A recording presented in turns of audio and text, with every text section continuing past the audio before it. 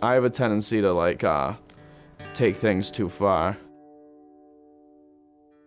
My drugs of choice would be heroin, alcohol, Suboxone, benzos, coke, meth, GHB, and nitrous.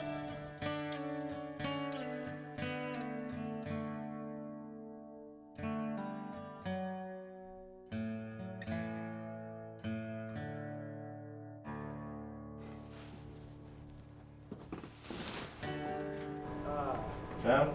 Rolling. Andy, interview take one, Margaret. Yeah, so I'm Andy, I'm an addict.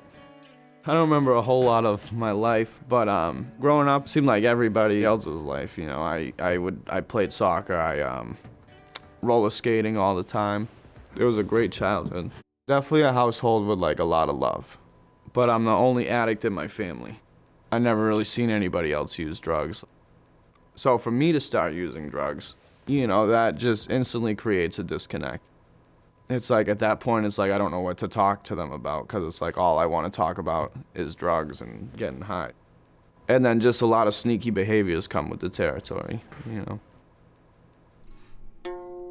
I was around 14, 15. That's when I found alcohol, and I loved that. You know, because I can tend to be like a wicked shy person. When I was drinking, though, like I would feel like I didn't hold back as much. I felt like the life of the party, you know. You know, I started smoking weed, and then started selling weed, eating ecstasy daily, and then a good amount of the time eating mushrooms and acid, and Adderall and coke and stuff. I don't know, it got out of hand real quick. I caught my first distribution case. Court the next day, it was like, you know, the first time that my parents had to see me in shackles. You know, but at the time, I just went about business as usual, thinking like, I don't know why everyone's so mad, I'm only hurting myself, you know? And it just kept progressing from there. I got introduced to heroin. I just decided to shoot dope one day.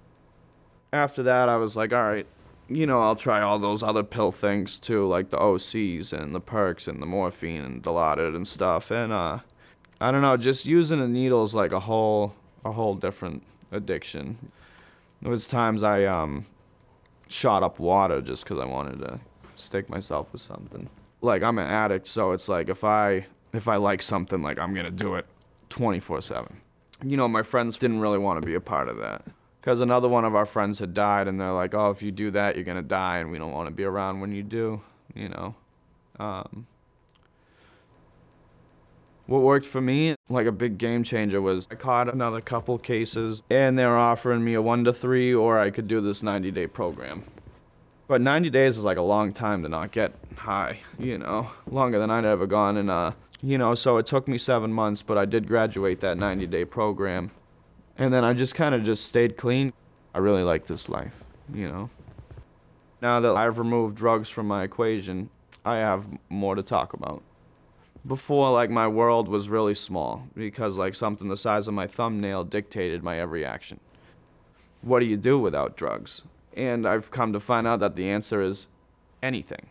I go surfing, I go snowboarding, I'll go bowling or play pool, or, you know, I make music. I've been to more concerts these past couple years than I did, like, the last 8 years of me using. The life is really better than anything I could have imagined. Literally, like, I got everything that I ever wanted. There's recovery events and stuff where I get to play live music every month, you know, and now just having that connection with my family. I have some real relationships in my life. All my relationships were just conditional based on what you could do for me. But like now it's like I've learned to care about others, you know, and that's a beautiful thing. And you are something else. Yeah, I know pain, I know hell, no, I know something else.